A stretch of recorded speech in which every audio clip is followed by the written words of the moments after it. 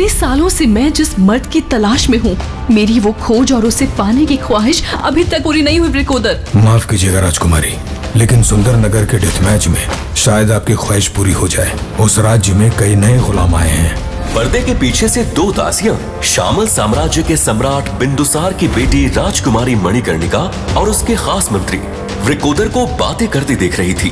तभी एक ने पूछा, आखिर ये राजकुमारी किस मर्द की तलाश में है और इनकी कौन सी ख्वाहिश है जो अभी तक अधूरी है?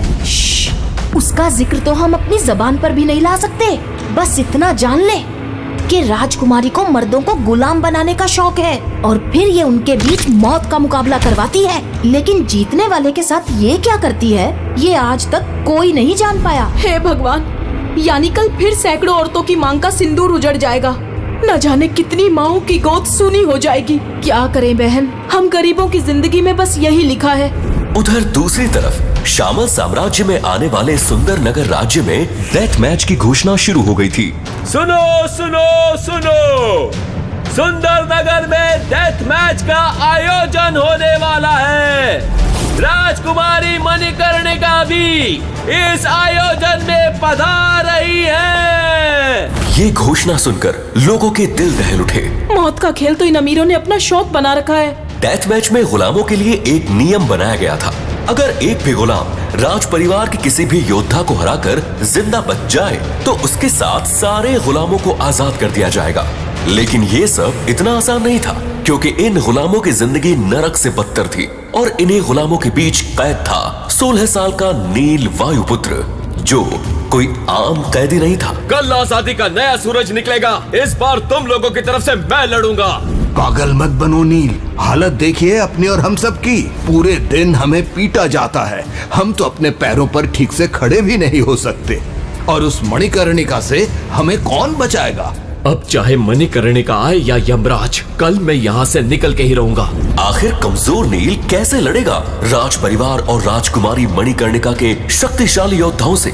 सबके मन में यही सवाल था, जबकि नील की आंखों के सामने उसकी बीती जिंदगी किसी फिल्म की तरह चल रही थी। 3 साल पहले की बात है। 13 साल का नील अपने पिता राजा वीरेंद्र वायुपुत्र को ढूंढते हुए उनके कमरे में पहुंचा था।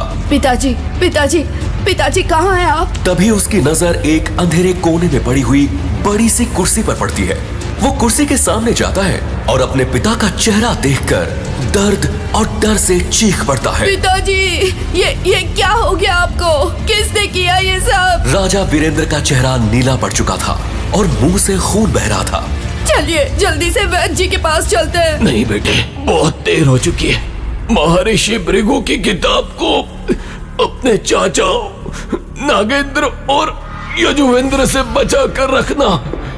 अब तुम ही वायुपुत्रों की आखिरी उम्मीद हो नील।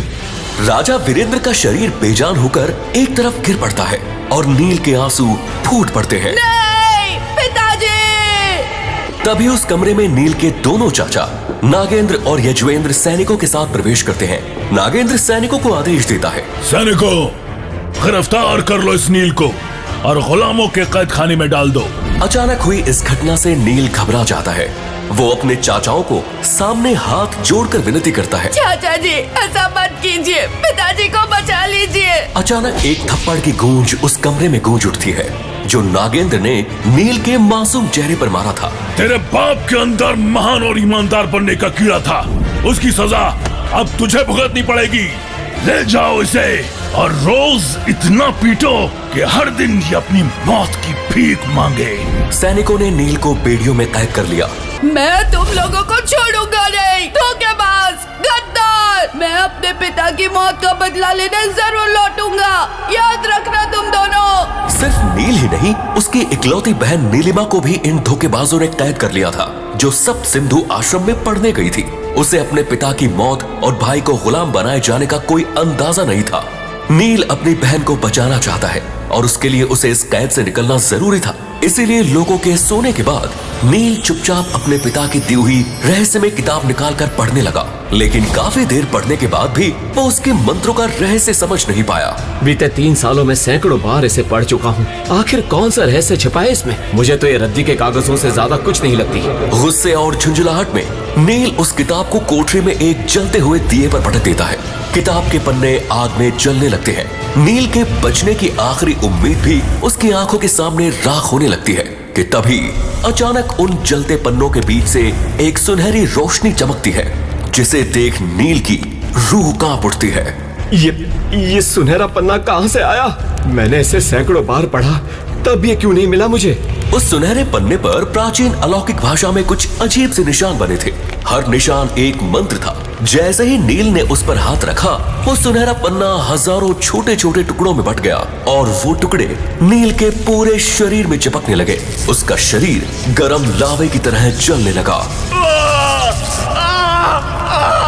मेरा शरीर जल रहा है, बचाओ मुझे। ये क्या हो रहा है मेरे साथ? नील की चीखें पूरी काल कोठरी में गूंज उठती है, लेकिन उसकी आवाज बाहर किसी को सुनाई नहीं देती। तभी वो बचने के लिए अपनी कोठरी में बने एक पानी के कुंड में छलांग लगाता है, लेकिन वो पूरा पानी भाप बनकर उठ जाता है। उसकी त्वचा के छेदों से गर्म लोहे की तरह लाल रंग की रोशनी निकलने लगती है। नील की आंखें दर्द से बंद हो जाती हैं और वो बेहोश होकर जमीन पर गिर पड़ता है। लेकिन फिर उसके शरीर में वो हुआ जो किसी की कल्पना से भी परे था। सूरज की पहली किरण के साथ डेथ मैच शुरू हो चुका था।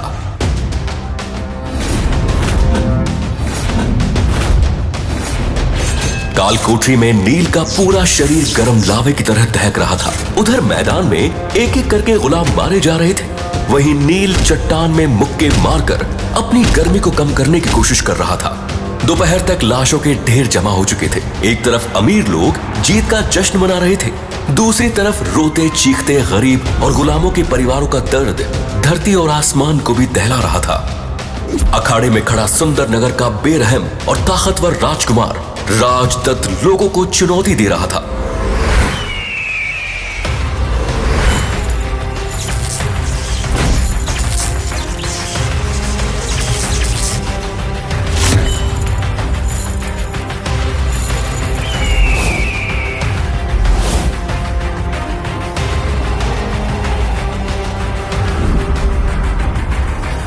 तभी नील ने अखाड़े में कदम रखा। उसे देखकर राजदत्त बोला, तो तू अभी तक जिंदा है? लगता है तेरी मौत मेरे ही हाथों लिखी है। मेरी कहानी सुनकर लोग दुआ मांगेंगे कि उनके घरों में कभी कोई तुझ जैसे भाई और रिश्तेदार ना हो। रिश्ते कमजोर लोग बनाते हैं, मैं अकेला ही काफी हूँ। चल अब मरने के लिए तैयार हो जा। राजदत्त ने अपने हाथ की मुट्ठी को कसना शुरू किया और उसके शरीर में नीली ऊर्जा दौड़ने लगी। उसकी ताकत 100 हाथियों के बराबर थी। राजदत्त ने नील के सीने पर उसी मुक्के से वार कर दिया।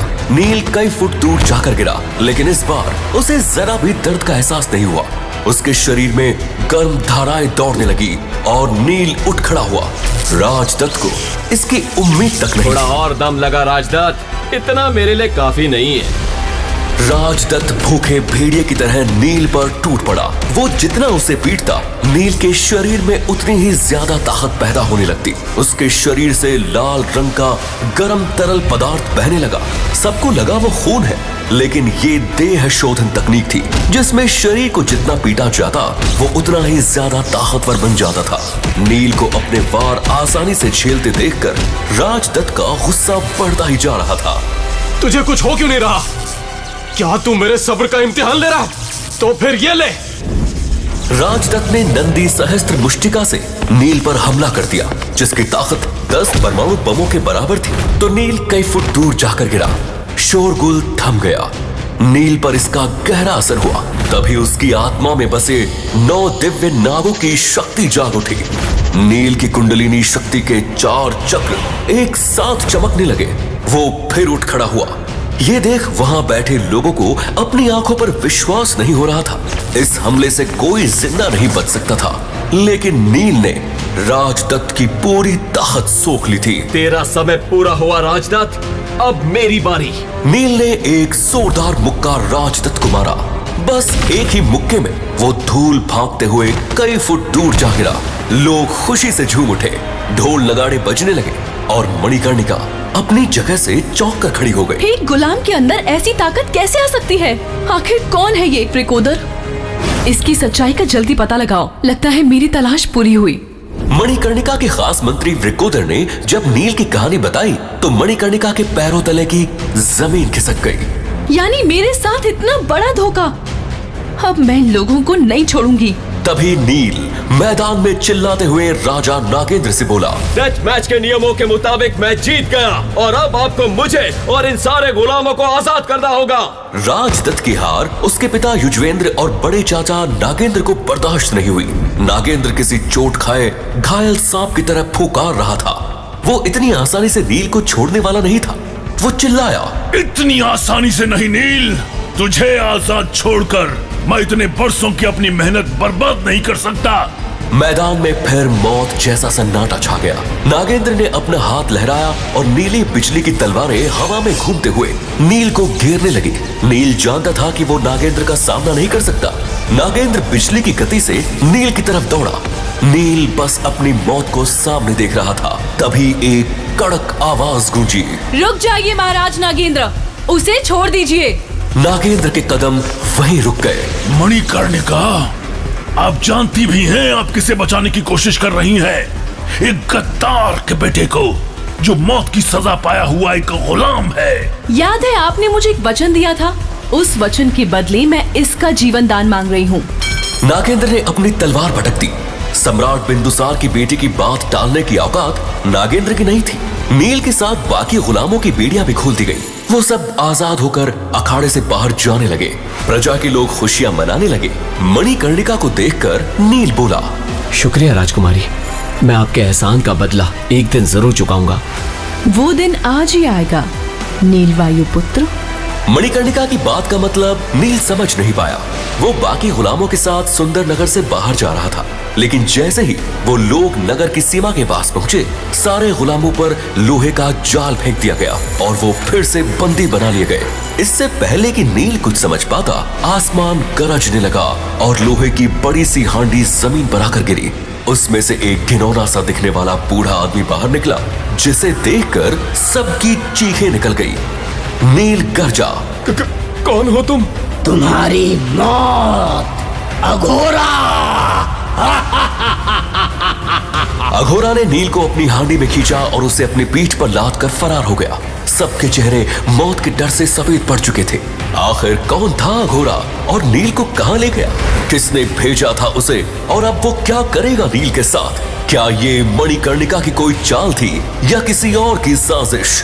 कैसे बचाएगा नील अपना राज्य और अपनी बहन को? क्या वो ले पाएगा अपने पिता की मौत का बदला? आगे की कहानी जानने के लिए देखिए अगला एपिसोड सिर्फ पॉकेट एफएम के यूट्यूब चैनल पर, और महागाथा के सारे एपिसोड्स को सुनने के लिए डिस्क्रिप्शन में दी लिंक से डाउनलोड करें पॉकेट एफएम ऐप।